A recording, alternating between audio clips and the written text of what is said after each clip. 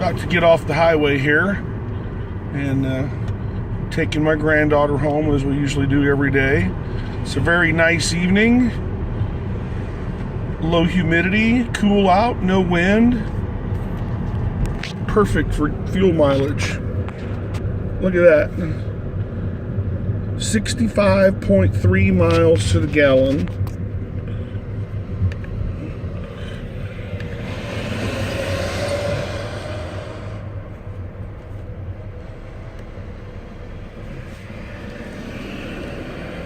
We just drove 20 miles, 78 degrees.